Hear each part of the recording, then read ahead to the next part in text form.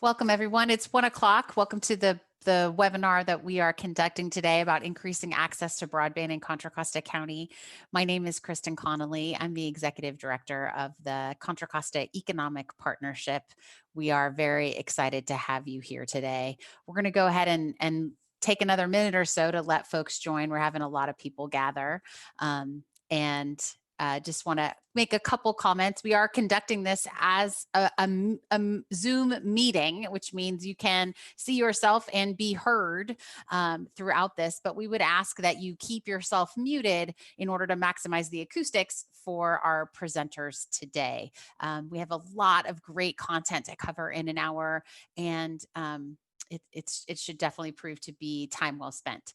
So we're going to go ahead and get started in about another 30 seconds or so. I will mention, you can note in the corner, we are recording this as we are recording all the work associated with our equitable economic recovery work, which the Contra Costa Economic Partnership is co-leading along with the Contra Costa County Workforce Development Board. I want to say hello, Donna Van Wert, the Executive Director, and also the Employment and Human Services Department, EHSD, of Contra Costa County. So I think that we will go ahead and get started. Lindy, are you okay with us diving in? Okay, great. So we do have some slides we're going to go over today, and the start of this, the first 10 minutes or so that we are going to spend together is going to be our policy director, Lindy Lavender, who is the policy director of the East Bay Leadership Council and also is the director of research and policy for the Contra Costa Economic Partnership. Lindy's going to walk through a handful of slides to set the tone about what's going on with broadband in California.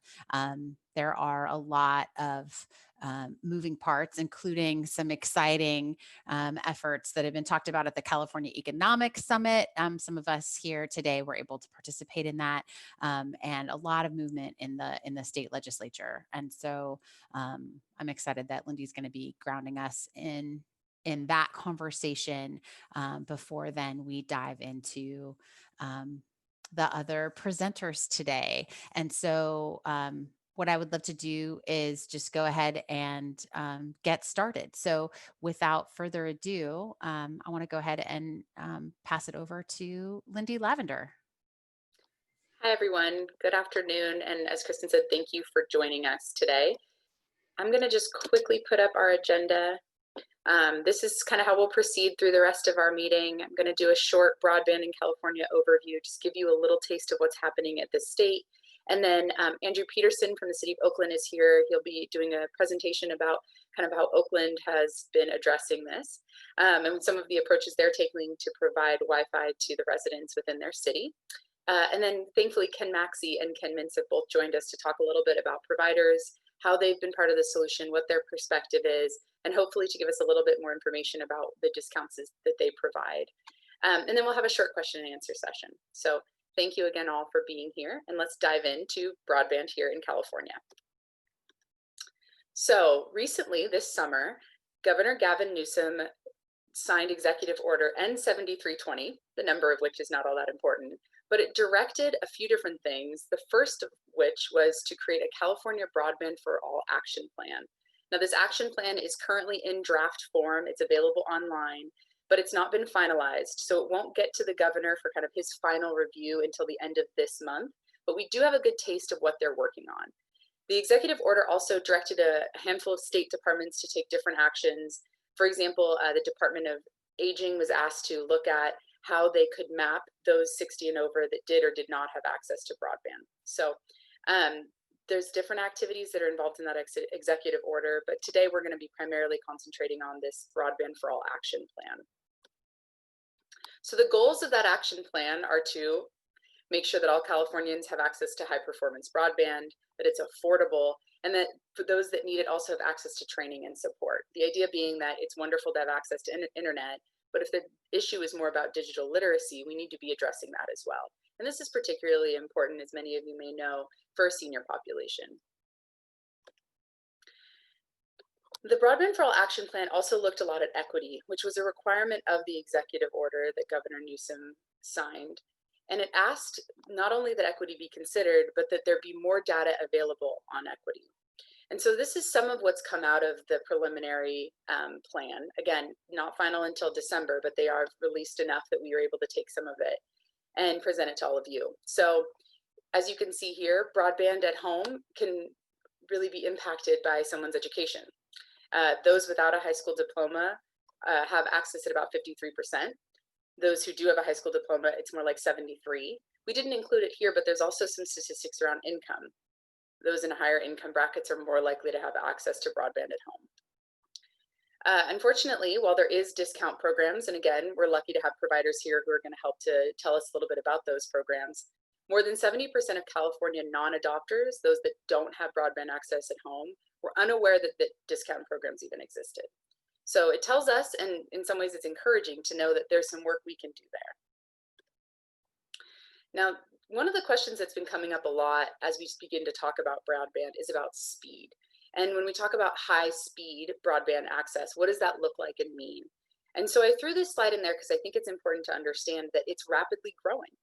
Cisco forecasts that the average fixed broadband in North America is going to grow more than, double, if not, significantly just in the short term. As you can see here, they're projecting it'll grow from 56 millibytes per second to 141 by 2023. So the speed that may work today may not be the speed that we need in 5 years. So the Broadband for All Action Plan is something that is a result of this executive order. And again, it will be released at the end of December. But in the meantime, some of our state legislators have been looking at this plan, looking at the preliminary information that has come out of it, and again, looking at an issue that we know has existed here in our community for some time and throughout our state, and said, we're ready to act, and we're going to put some things in motion. The first of those is the Broadband for All Act. This is going to be introduced by State Senator Gonzalez, and what it essentially does is hopes to provide more funding for local governments to finance high-speed broadband connectivity to areas where it doesn't exist now. They'll do this via the California Advanced Services Fund, and it'll also create another fund that, again, will be used for grants and loans for local governments. Currently, most of those funds go to providers who use it to do what a lot of the time we refer to as last mile, to take where they already have some access and extend that a little bit farther, which is great. But this bill that State Senator Gonzalez is introducing is really going to be looking at whether or not that's something local governments are interested in getting involved in, and if so, how can the state support that? So question is, how would this be funded? So we already do pay a surcharge. It's called the CASIF surcharge. And again, those funds are used for a grant program that providers can apply to.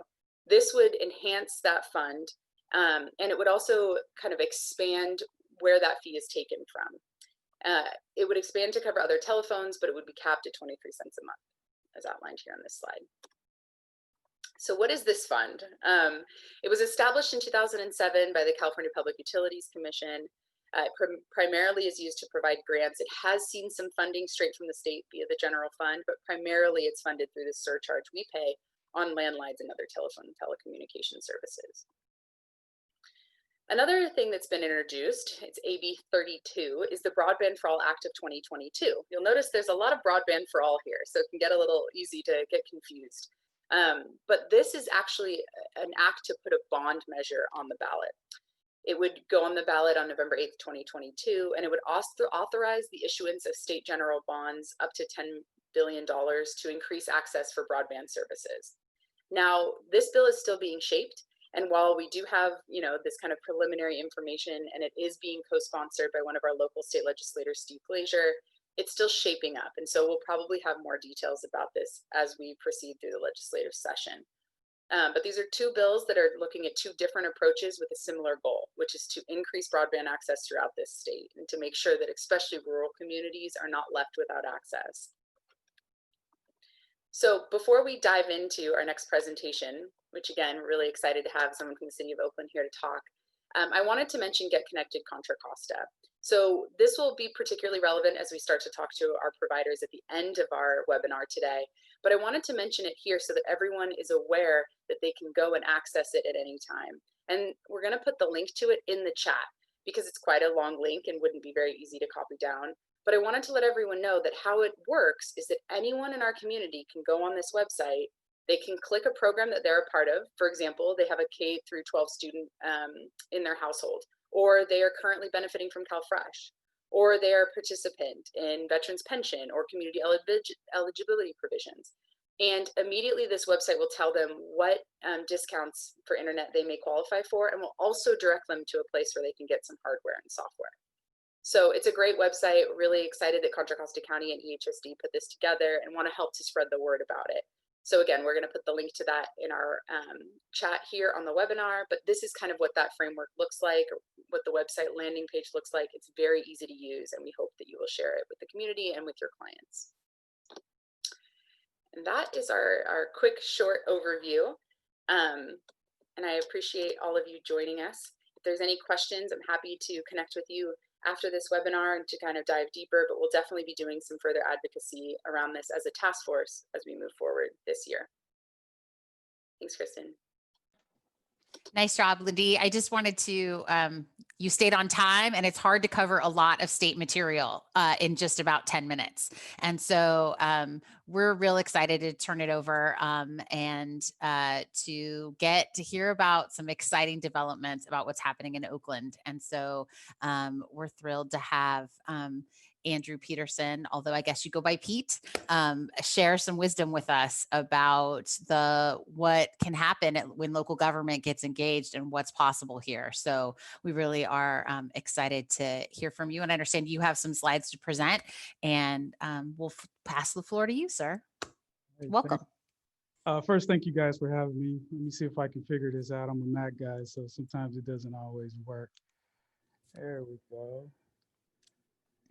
How about that? Look, there you go. All right, good deal.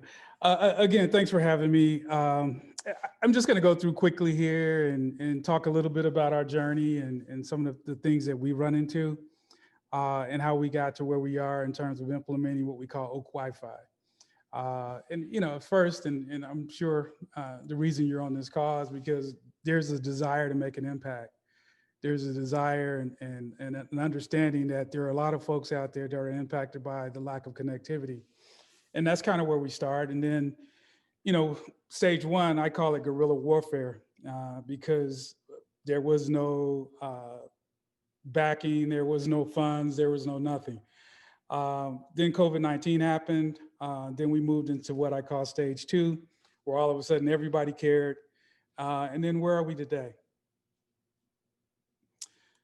So desire and impact, and you know, Lindy talked about a lot of these things. You know, equity, diversity, accessibility, success, trying to overcome the digital divide, trying to overcome all of the inequities that occur because of not having access to this essential utility, right, called the internet. It's something that I wanted to do prior to joining the city of Oakland, and was part of the impetus for me joining the city of Oakland. Didn't necessarily have a desire to be a CIO, but it was a means to an end to come in and be able to impact my community. And so we came to the city of Oakland with a dream and a vision of trying to do this. And again, why is, you know, the internet affects or touches or intersects with just about every aspect of our lives, right? Whether it's education, whether it's economics, whether it's healthcare, employment, you name it. And if you're not connected, you're missing out on a lot of different things, right? If you're not connected, you can't do job skill training. If you're not connected, especially right now, you can't finish your education appropriately. If you're not connected, you can't do telehealth, right? And those of us that are connected, we understand the benefits. I just recently had knee replacement surgery, but prior to that, I had two or three telemedicine sessions, right? So without connectivity, I wouldn't have been able to do that. So that kind of speaks to the why. Guerrilla warfare. When I initially joined the city 4 years ago, again, no one was interested. It wasn't a big deal. It was a problem. We all know it's a problem. The community-based organizations know it's a problem, but it wasn't being spoken of as loudly as some of the other issues that affect these same communities. And so I call it guerrilla warfare because what we ended up doing, and I directed my department to do, is anywhere in the city where there was a Wi-Fi access point, we were adding an Oak Wi-Fi SSID. So it used to be COO internal, and we just simply changed it to Oak Wi-Fi. And then in all of the libraries, which probably has the best connectivity using CNET in the city, right? They got, gig here, gig there, 10 gig here, 10 gig there. We added Oak Wi-Fi as the public SSID. So everywhere in the parks and rec centers and the senior citizen centers and the Head Start centers, anywhere we had broadband and a wireless access point, we changed it over to Oak Wi-Fi. And I call it guerrilla warfare because it's so spotty. It wasn't a strategic plan. There wasn't a clear path forward into how we were going to expand this to more residents. It was just kind of random. And then I created, a pseudo public policy. I call it pseudo because it's not really official. But any department that would come to us and say, hey, we want an access point, we would say, okay, but you got to have an Oak Wi-Fi SSID. And so that's how we kind of organically grew the network to start. And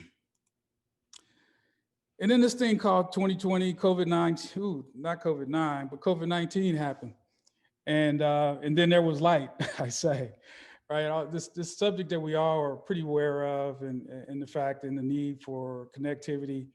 All of a sudden, a big bright light was shown on it, and it became top of everyone's mind. Lindy talked about all the legislation that's currently going on. We started to see it as we closed down the schools and the number of students that weren't connected. We started to see it as our seniors are out there not being able to do some of the things that they need to do. We looked at the unemployment rate and all of those things, COVID-19 shone a big bright light on it. Right, so in Oakland, education-wise, we have about 50,000 students. 25,000 of them is one estimate that are either unconnected completely or underconnected. That's half our student population in K through 12. So, needless to say, there's a huge digital divide there. Then as we go a little further, right, and everyone's interested, and this is, these shaded areas talk about, the darker the shaded area, the more density it is of a particular characteristic. In this particular case, households with no internet, right? You get this, and I'll talk about the significance of this red line in a minute, but we have a lot of folks in this area right here that has no internet whatsoever. And then we move to the right, households with no computer tends to be the same folks, or at least the same area, right? There's a lot of overlap right there. And then as we move to a different demographic or unemployment, right? Unemployment claims, and once again, if we look at that red line as a reference point, high levels of unemployment in these areas, right? So we got, and then we have high levels of COVID cases. So health impacts in the same area. So all the things that we knew and we know about not being connected or underconnected and so forth, COVID-19 just, again, exacerbated it and put quite the spotlight on it so that it was now top of mind for more folks. And so we went from guerrilla warfare to now political support. Now folks care, right? Which was a good thing. I mean, if there is a silver lining, and there are probably several, but one of the silver linings of COVID-19 for us was that now there's support for public Wi-Fi. There's support for doing these things. There's support for looking at the residents and understanding the disadvantage and how they're underserved by not having this. And so as part of the CARES Act funds that we received as a city, the city council allocated 7.7 million of that fund to help expand our public Wi-Fi, Oak Wi-Fi, along what we call the bus rapid transit line. That's that red line that we talked about or referenced in the previous slides. And that line became important because as part of that project, AC Transit also laid fiber for the city. And so one of the things that's important when you talk about public Wi-Fi or fiber to the premise or broadband to the premise or broadband period is you have to have a backhaul. You have to have the ability to carry this data to and fro from the internet. And until this project the bus rapid transit project came about and is finishing, nearing completion, the city of Oakland did not have any fiber along these areas. The only fiber that we had was in the downtown area around City Plaza. And that's not where the high density and the high folks, the folks of high need were located. And with the completion of this BRT project, we now have a 7-mile strand, 144 strands of dark fiber that we can utilize as a backhaul for public Wi-Fi. And then the other things that we wanted to do as part of this is not just the infrastructure, but we want it to be sustainable or resilient. And so as part of this, we're also developing a digital inclusion strategy. A number of cities have them. San Jose has one, San Francisco has one. I believe Baltimore has one, Kansas City has one, where it's more something that can be adopted by your council as a strategy for how we're going to continue to address this problem going forward, how we're going to continue to address the digital divide going forward as part of policy. So as we're looking at things, as we're looking at dig once policies, as we're looking at all the different things that happen throughout the city, are we able to include something in that effort to help close the digital divide? I'm moving pretty fast here, trying to get through in my 15, 20 minutes. So now that we have money, or have some money, not enough money, to put together a more thought out plan to deliver and implement public Wi-Fi versus our guerrilla approach, how do you do that, right? And how do we do that? And so we had target communities. And what this map represents, again, the yellow areas and the brown areas represent free and reduced lunch, right, as one characteristic of our target community. And then these red areas represent English as a second language, or zero vehicle households, or families that are under the poverty line making so much money, or seniors, right? And so many different characteristics. And what we found, and not surprisingly, is that all of these different demographics or characteristics overlap, right? And so what we did is we said, these squares are arbitrary. Being a computer guy, I needed some kind of unit of work, so I created an arbitrary unit of work. And in this case, it's a half square mile. And what this half square mile represents is that it costs $300,000 to put Wi-Fi, public Wi-Fi, in one of these half square miles. So knowing that, I started just laying these out, and I laid them out along this, this BRT, because this is where our fiber is. And I spread them out to try to cover these high impact areas, as many of these high impact areas as I could, right? So the dark areas, the dark red areas that are in here where these little clouds are, I was trying to cover those, right? And then the pink areas on the outside was my second tier. If I was able to get more money, I would try to cover these other areas. And so this is how we proceeded. And these are the sort of the characteristics under which we proceeded, how we chose where we would do it. Also keeping in mind, we're tied to this red line.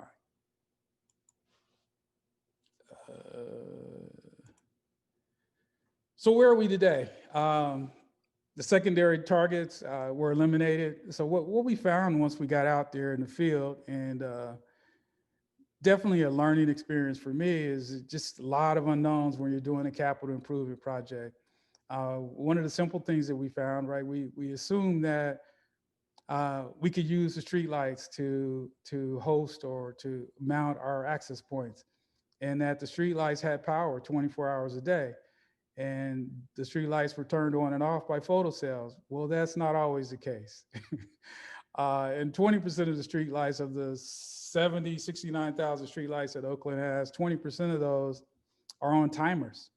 So they don't have power during the day. And without power, you can't power an access point. Problematic. I had to include that in my project to get that power turned on, to put photocells on all those streetlights that didn't have them. Then we find that some streets in these underserved and disadvantaged areas only have 1 or 2 street lights. They're not street lights every, I don't know, whatever it is here, 50 feet or 100 feet or whatever it might be. It might be one wooden pole street light on one end of the street and another one on the other end of the street. What do you do? How do you get the coverage that you need for a mesh network? So we had to solve those types of problems. But we can say as of today, we run into other problems. For example, the fiber was cut accidentally, despite the USA markings on the ground saying that there was something there. Contractors come through and they cut the fiber. And so that sort of put us behind schedule. This map currently represents where we are live. So we're live in the downtown Oakland area, which is zone 2. We're live in the west Oakland area, zones 1 and 18. We were able to do this because we're using fiber that the city already had around the plaza area. Once AC Transit fixes the break in the fiber that has occurred, we'll be able to light zones 3 through 13. And we continue to install all our access points. 80 to 85% of them are installed. We targeted to install about 1,200 access points throughout all of these zones. Each zone has between 75 and 100 access points that create a mesh network. And as soon as that fiber is repaired, we'll start to do the testing in those zones. So we're a little bit behind schedule, but these are types of things that happen in these capital improvement projects. The other thing that we did, and we thought was super important, we found a slide from someone, and we use it all the time now, about the three-legged stool of digital inclusion, right? And the three-legged stool is, one leg is access, right? What we're trying to do here is give access to the internet. A second leg is devices. Working with the Oakland Undivided team, we've been able to give devices, and a lot of our telecom partners give devices out to students and other families in need, primarily Chromebooks. The next area is digital literacy. So part of the effort, we allocated some of the 7.7 million in funds that we have to digital literacy efforts. And we're partnering with community-based organizations that are already doing this work, right? We don't need to create a new committee. There's lots of folks out there doing this work, targeted to various different constituencies. There's CBOs that are doing digital literacy work to the seniors, to students, to the underemployed and unemployed. And so what we're doing is trying to supplement those groups and providing them with sub-grants to help them continue the work that they're doing. So that was a part of our program as well. And then not the leg, but the top of the stool is awareness, right? And I think Lindy sort of alluded to this as well. Putting all this stuff out here in the streets, putting $8 million worth of infrastructure out here in the streets and not telling anyone about it, you failed, right? And so as part of our project, we've spent, I don't know, close to 150,000, not a lot of money, but towards awareness. We've created radio public service announcements. We have billboards throughout the target areas or target communities. We have gotten some local celebrities to do self-recordings for us that we're posting on social media. We think it's super important that folks know that there is a new tool out there. There is a new asset out there provided by their city that will allow them to get online, and we want them to get connected. So similar to the Contra Costa Let's Get Connected, we have Oakland Let's Get Connected campaign, and the F and Y stands for free, y'all. So we have a campaign about that, and we're moving forward. And I think finally, lessons learned, and definitely a lesson for me, is don't let perfection get in the way of progress. If we go back to that slide, there's a lot of the affected areas that we're not able to help. We're not able to service. We're not able to provide any type of connectivity. But where we are able to help, the areas where we are able to deploy Oak Wi-Fi is significant. And no, it's not perfect. We don't have a fiber loop here. We got a single line, so a single break is going to hurt us. But what we have is good, and it's not perfect, it's good. And so it's a step forward. It's a step forward from our guerrilla efforts. It's a big step forward, given the support. and hopefully some of the support and the efforts that are coming along from our legislation in terms of the things that Lindy talked about, the things that happen here on the federal level, will provide us additional funds to make it better and continue to strive for perfection. I think that's it. Well, that's terrific. I took probably 10 pages of notes, even knowing I'm going to get hopefully we'll get the presentation so we can include that as a resource. Just if it's okay, if you wouldn't mind a couple just follow-up questions. And if anyone has questions, you can put them in the chat. I'm going to point of personal privilege as the host of this little gathering. So have you had any collaboration or explicit coordination with besides AC Transit, with other units? Like is Alameda County being helpful or involved, or are you just focusing on what's in your jurisdiction? Because I get it, you are the top guy in Oakland working on this, and there's plenty to do, but I was just curious if you were dealing with other jurisdictions. Because Contra, that's one of the challenges of Contra Costa is we're 19 cities and towns within the county, and there aren't any big, there's no hegemon, right? There's no big dog. So. Yeah, well, I mean, it does help to be the biggest city in the county, but we have to coordinate, right, with a lot of different agencies. And in fact, that red line, a portion of that red line is a state route, State Route 85. And so I think 2/3 of the way down is no longer the city of Oakland's right of way. And so, so is that a Caltrans situation for you? Yeah, Caltrans has been great. We did have to make a call, but only one, and they came through. They came through with permitting. They came through because we were under the gun, and they have been great and collaborative with us. So that's probably primarily the only other agency we've had to deal with. Okay. The MOU with AC Transit has been in place for years now, and we're just waiting for the project to come to fruition. Okay. Okay. Well, are there other questions we have in the chat? Because I have about 10 more, but I'm going to have to show some restraint here.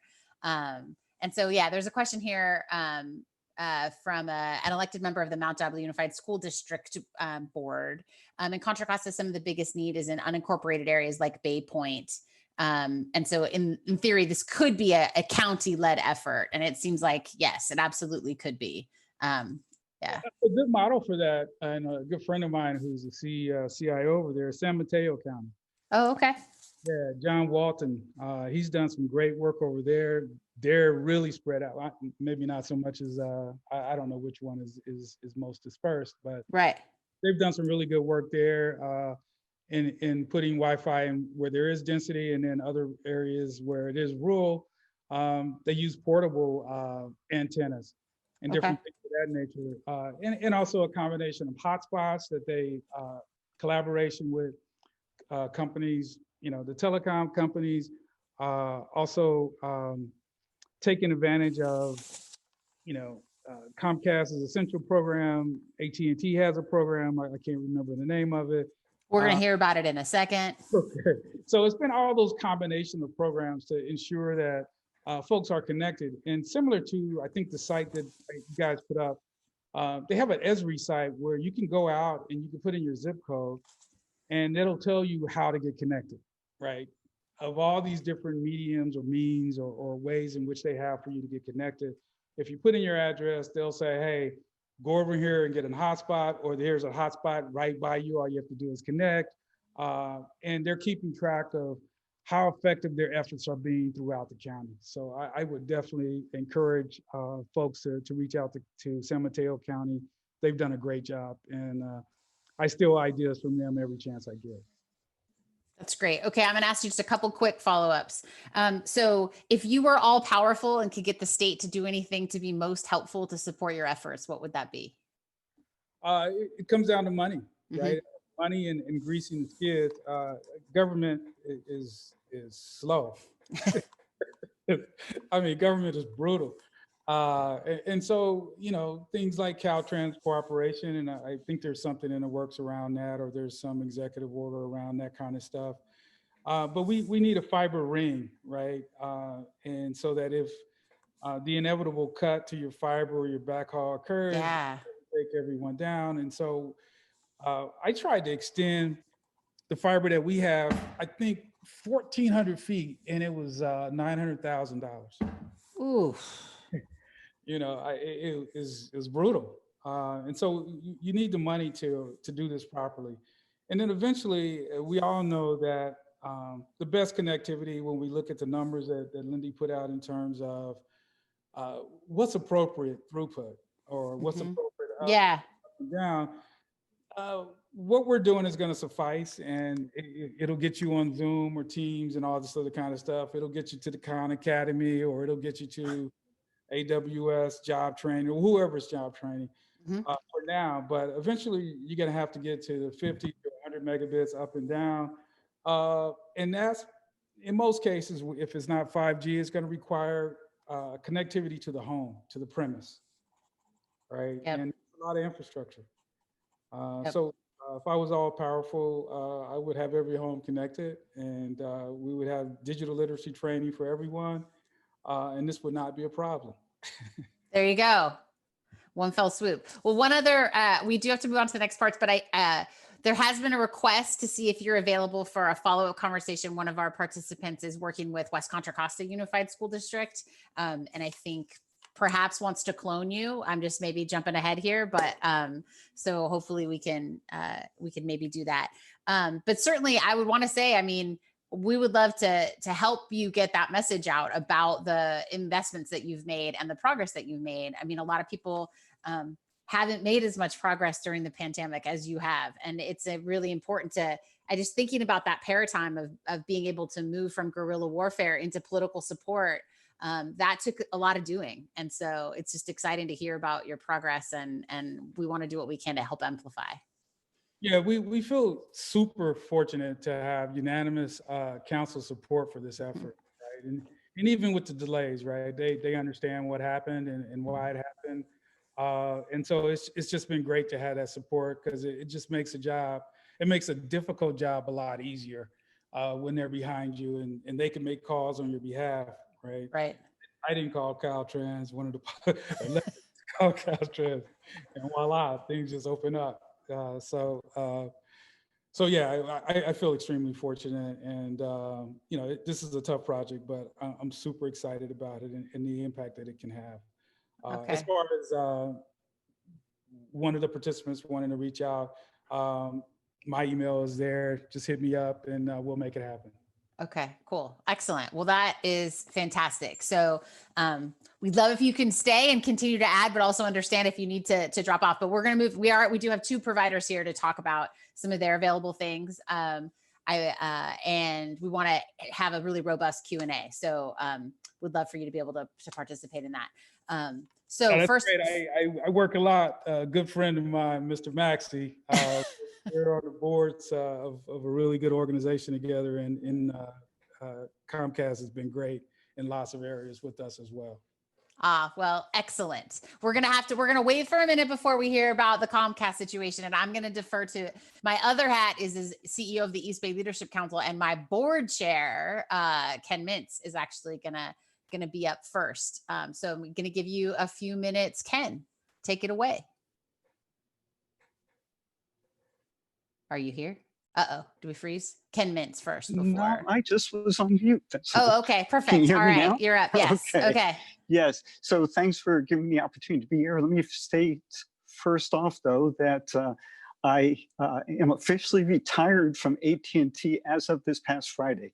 So I am now a private citizen who's continuing to be very interested in broadband, and hope to continue my work through the East Bay Leadership Council in that regard across the East Bay. A couple of things I wanted to state, though, in terms of what's happening with AT&T. And again, this is coming from me directly at this point, which up till last week, I'd be giving these kind of presentations anyway. First, Pete, I really appreciate your presentation. One thing that I would add, and you talked about the three stools, including access and devices and general education. I always look at it in terms of access versus adoption, because in a lot of places, we do have from an industry perspective, particularly in the rural and suburban communities, we have pretty strong fiber connections, wireless connections, and a lot of the challenge in the lower income communities has to do with adoption of actually, as you mentioned, getting to know about the programs in the first place, but then actually signing up for them and taking advantage of those programs. And as mentioned before, this past year with COVID, that opened up a lot of need that may have been very well hidden before when we started having people working from home and particularly kids not being able to attend their schools.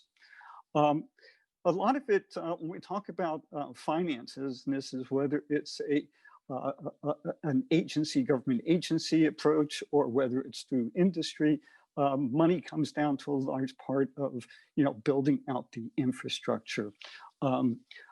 Across California, companies like AT&T utilize, we were talking about CAS-F before, as well as a federal program, the Connect America Fund, CAF2, which through the California Public Utilities Commission identifies particular tracks across the state that provided subsidies for the industry to go ahead and provide broadband connectivity.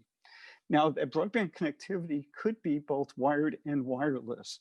A lot of times folks think in terms of, strictly having that cable connection from the street to the residents. But more and more we're seeing the wireless connection being as important. And quite frankly, as we move into, connectivity through LTE, and more moving forward into 5G technologies, the speeds are picking up to the extent that they really can provide a equal type of connectivity level as we've expected from wired broadband in the past. In terms of specific programs, AT&T has its Access from AT&T program. This program's been around for about 5 or 6 years now. It's $10 a month. Requirements up till COVID was either being part of the CalFresh program, anyone in the household being part of CalFresh, or collecting SSI benefits. With COVID and the recognition of the needs for families to get online, we also have included low-income families with students through student nutrition programs, so free and reduced lunch type programs. In addition, AT&T has been working with school districts on a program that can be funded to provide hotspots, for instance, to individual households so they can connect through the wireless network if in fact they're in a place that doesn't have wired connectivity. But again, as part of adoption, one of the things we found is, most people have cell phones. Unfortunately, we don't want them to be the basic form of access for students, for instance, having to use a smartphone. And it's really getting that connectivity through computers and that sort of thing as well. In some areas, part of what's being built out is what's known as wireless local loop. It's where it's really a combination. It's wireless connectivity that connects into broadband into the home, looking very much like any other wired broadband connectivity. A lot of school districts I know across the state have been working with their local jurisdictions on the use of CARES Act. Pete mentioned that as part of his investment strategy. CARES Act dollars to help support the school districts to then provide direct access to students and teachers. In addition, AT&T through this period has also been putting aside overage charges for different data plans, as well as not turning off services during this period of time. So once someone gets connected, trying to make sure that they're able to stay connected. So anyway, that's a quick overview of some of the programs and all. I think though that expanding the conversation to include wireless as well. And when you do that, there's additional requirements and responsibilities on the behalf of local jurisdictions to make sure that they're working with the industry as partners for things like expediting permits for wireless connectivity. Pete mentioned the problem of power access from different telephone poles for access points. The industry has the same issue in trying to put up small cell antennas and needing to identify, get permits approved and get those things put in place so we can provide those capabilities in communities that are lacking.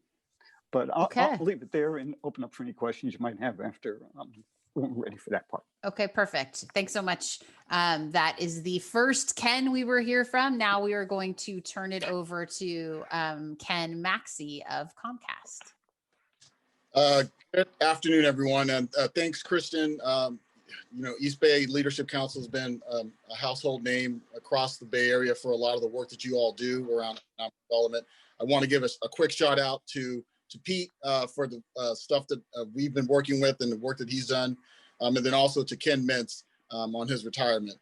He's been a mentor and a friend to many of us in the industry. So look, COVID has created a necessary storyline in regards to where providers like Comcast have had to think outside of the box. And one of those things that we've done and we've learned from and is that Internet Essentials, our program that we started about 9.5 years ago, which has met many families across the country, that we have to continue to evolve it. And so one of the things that we did from the announcement that we had very recently was that we said just earlier this week that we would continue to create our network and invest in our network. In fact, we've invested $12 billion to expand the involvement of our network since 2017. And that's just since the onset of COVID crisis in the United States. Our network teams have worked around the clock to triple network and install new hardware and upgrade our network software. And then one of the other things that we decided to do is we also said Xfinity Wi-Fi, we want to make sure that that's open up to everyone. And so that's been provided even if you're not a customer. And those are 1.5 million Xfinity hotspots across our footprint. And then the other thing that we did is, Internet Essentials has really had its preference of a low-cost broadband connectivity opportunity for young people, as well as we have seniors and in some cases college students as well. And in fact, we've partnered with groups like the Contra Costa Community College Foundation, as well as the Peralta Community College Foundation on the collegiate level, to ensure that there's a way that we can meet those most hardest hit students economically so they can have broadband at home. And so the program that we created earlier this year was called the Internet Essential Partner Program. And we've seen much success from this. What it essentially is organization Y or X can decide to pay for a certain amount of individuals for their internet service. It can be 25 individuals, or it could be 500. And in some cases, city councils and school districts, as well as community groups, have decided to sign on to this concept. And cities like Chicago, cities like Sacramento have decided that this is something important and critical for the community as a whole. So they've come on to sign on and said, we'll commit a certain amount of dollars for these individuals to sign them on. Now, to Ken Mintz's point, adoption is continuously a challenge sometimes, because you can offer these programs and continuously find that folks won't adopt it. So where does the other part come in? It comes in where Pete was speaking about the idea of communication and promotion. And so that is something that we've been committed to, and getting the word out a lot more about our programs.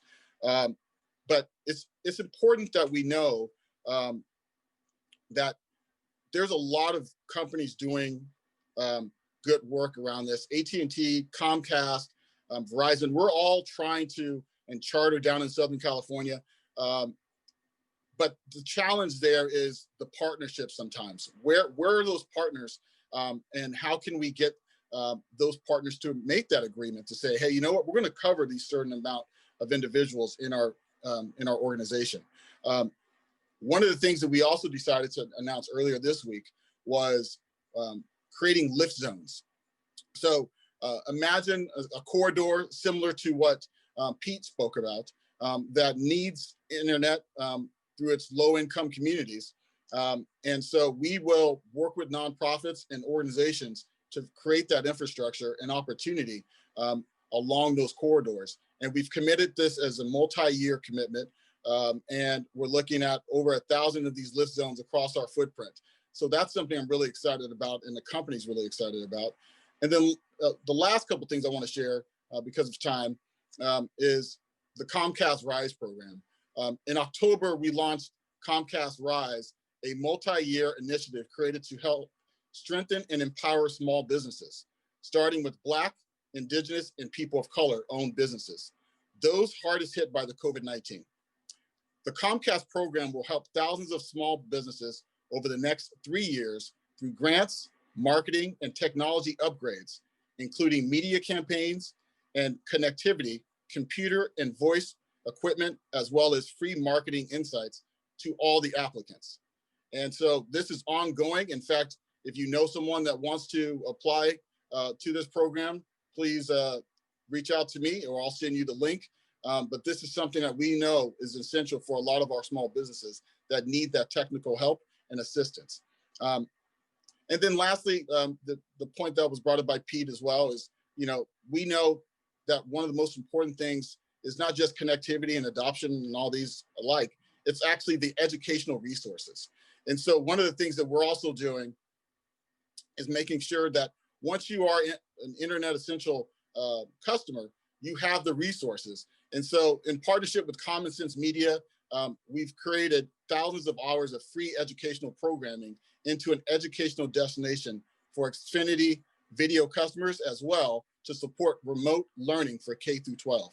And so we've been doing a lot of work. I can tell you, majority of my job over the last 8 months has really truly been finding ways that we can connect more people, particularly the low income and senior population across the East Bay location here. So I'll leave it there, Kristen, and leave some time. No, that's great. Okay, so then specifically around and I put it in the chat, send us the link, we'll get it out, because I know that the impacted businesses who are part of the Equitable Economic Recovery Task Force, we will get that out to them. We'll push it out through our partners with the county and also through our networks. But the lift zones, are any of those in Contra Costa, or has that been developed yet? It hasn't been developed yet, but Okay. we are starting here in the Bay Area, and probably we don't know if it's going to be the East Bay or San Francisco yet, but one way or another, they will be coming to Contra Costa at some point. Okay. Yes. Well, if we can help facilitate that, let us know who we can make noise about that with. So that's great. I did want to just go ahead and open up to any questions from the audience. I guess just as a there is, with the imperative of telehealth, telecommuting for work, working from home. I joke, I don't work at home. I sleep at work, is the joke. But and then obviously education and there's so many demands, and it's exciting to hear about all of the opportunities that are happening with the providers and the ways to engage. I guess if I don't see other, so there's a question. What are the current efforts to get people computers, tablets, et cetera, for those who don't have those resources, right? So that's a critical piece of access and adoption. So I don't know did you want to take that, Ken? I can take that. So I had the privilege, in some cases, and challenge by sitting on a committee for the California Superintendent, Tony Thurman. And we talked about broadband. It was a committee to really develop and figure out how do we get these devices across the state to these students across our state?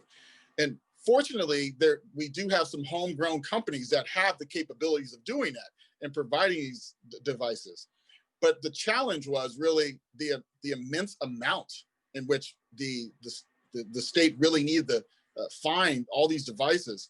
And so I think we've accomplished it. I think the state, Superintendent Tony Thurman has really done a great job to partner with the Dells and the HPs and others to figure out this equation.